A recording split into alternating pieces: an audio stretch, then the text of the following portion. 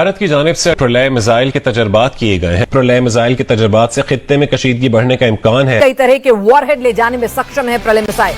ओडिशा के चांदीपुर में 2 प्रलय मिसाइल का सक्सेसफुल टेस्ट। इंडिया के साथ जो जंग है ना, अगर यूनिलैटरल है, इसमें मोदी नहीं मिला हुआ ना, तो वो इसकी ऐसे की तैसी कर देंगे। अल्लाह मैं देखें, we can not fight even a limited conventional war with India. Vision 2026 और हॉरर 2025 का क्या करूं?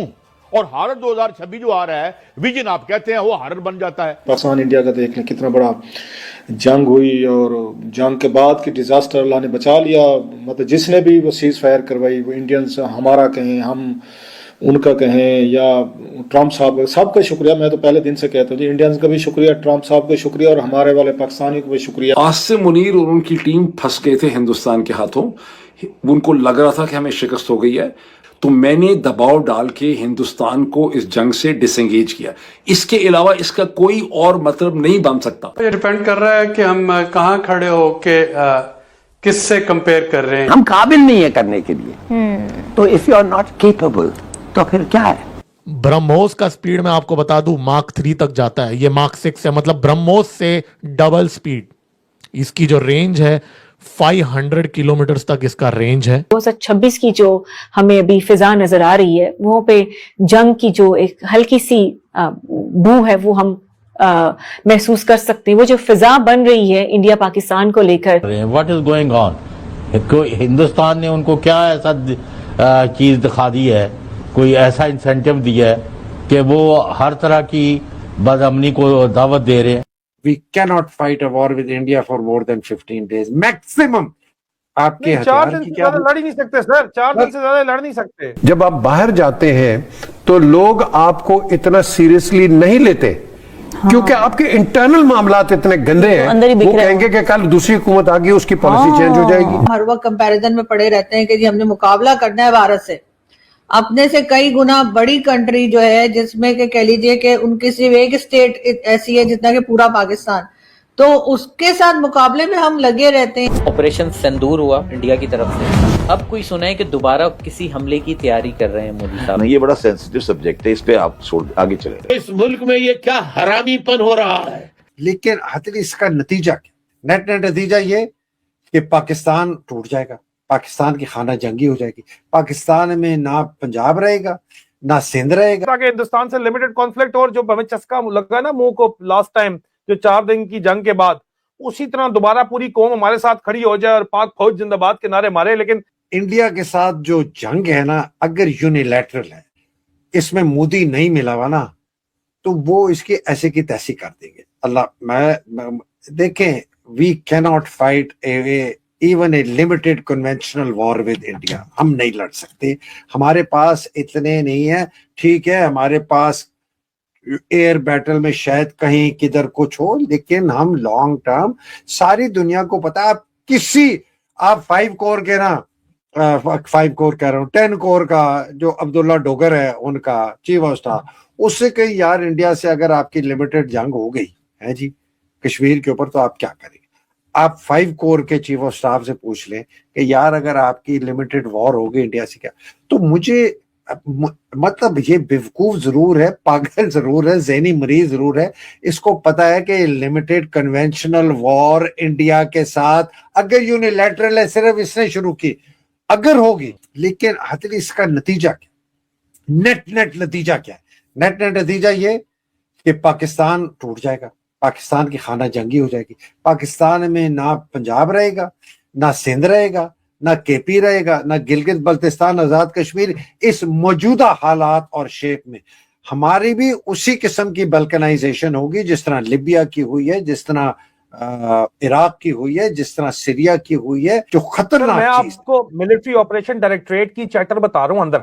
वो अंदर बात कर रहे हैं कि भाई वो बड़ी नफरत और बड़े सीरियस कंसर्न से बात कर रहे हैं कि अब की बार मोदी पिंडी तक पहुंचेगा। ये बात, ये नैरेटिव बेचा जा रहा है अंदर।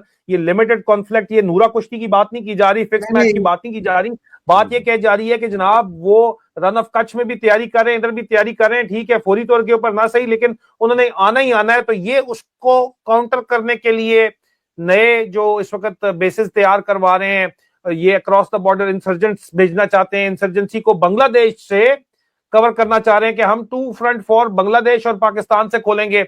इंडिया को बांग्लादेश में जो है ये स्ट्रेटेजिक मैसेजिंग भेज रहे हैं कि जनाब यहाँ पे भी आपको ट्रक लगानी पड़ेगी, तो और चाइना हमारे साथ है जी।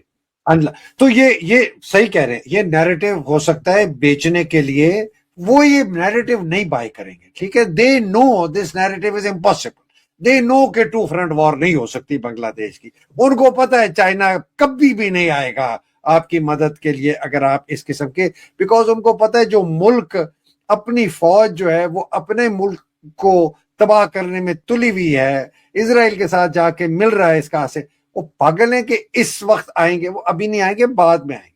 सो आई डोंट नो ये नैरेटिव किसको बेच रहा है, नीचे कर्नैलों को बेचने के चक्कर में है, ब्रिगेडियरों को बेचने के चक्कर में, कर्नैलों को तैयारी करवा रहा है, बकायदा तैयारी करवा रहा है ना। हाँ, तैयारी करवा रहा है। तो फिर तो आदिल अगर ये जेन्युइनली और यूनिलैटरल तैयारी करा रहा है जिसमें मोदी ने इसके साथ मिलकर नूरा कुश्ती नहीं की है, फिर तो Adil this is suicidal and that is the end of United Pakistan. जो भी डेस्परेशन का लेवल चेक करें। ओके डेस्परेशन ऑफ, आपने जवाब दे दिया, डेस्परेशन लेवल चेक करें। पैसा यूएई के अलावा कख नहीं आ रहा, जलील ये रज के हो रहे हैं। इजराइल की डिप्लॉयमेंट पे कोर कमांडर भी राजी नहीं है, 100% फौज राजी नहीं है। आपको भी खबर आ चुकी है कि ये फिर वो बयान दिलवाते रहे, जो भी करते रहे। अवाम गालियां निकाल रही है, इनके साथ नहीं है। यहां पे फिर सवाल पैदा होता है कि रिलीज पॉलिटिकल, थोड़ा बहुत कंट्रोल्ड एनवायरनमेंट में पॉलिटिकल एक्टिविटी दिखाना। लाहौर में सोहेल अफरीदी चला गया है, ठीक है, ओवरवेलमिंग है, आप कर तो सकते हो, रिस्पॉन्स जो पब्लिक का है वो आप कंट्रोल नहीं कर सकते हो। वो चला गया, इजाजत है नहीं है, लेकिन वो एक जो रिस्पॉन्स आया अवाम का वो आपके सामने है, लेकिन उसको भी अब दबाएंगे, मजीद जाके दबाएंगे। लेकिन डेस्परेशन का लेवल जब इतना ज्यादा हो जाए कि आपने अवाम को अपने पीछे खड़ा करना ही करना है, तो ये कहते हैं कि नई जंगें हमें छेड़नी है। तो अब नई जंगें छेड़ के अवाम भी नहीं खड़ी होगी, अवाम नहीं खड़ी होगी, यही बात। आदिल अवाम भी नहीं खड़ी होगी, ये मैं बता दूं। इन्होंने वो किया था ना, फुलझड़ियां चलाई, अगर ये इंडिया अटैक कर देता है तो खड़ी नहीं होगी अवाम भी। मेरी नजर में he is dead man walking. मेरी नजर में इसके फौज के अंदर ही से ना इसको कोई फारिग कर देगा, बिकॉज ये जो डेस्परेशन आप जिसकी बात कर रहे हैं ना, कि इतनी इसको डेस्परेशन है कि ये हर चीज दाव पर लगाने के लिए तैयार है।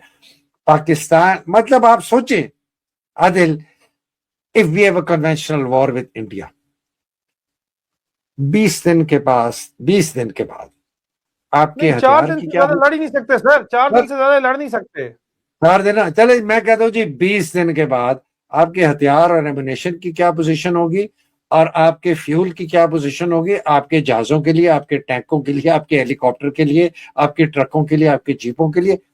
इसका जवाब है कि पाकिस्तान, आपने 4 दिन का, चलो मैं थोड़ा ज्यादा करता हूं, इसका जवाब जनरल कियानी ने मुझे आज से 4 साल पहले दिया था, जब हमारी बहुत हालात ठीक थे।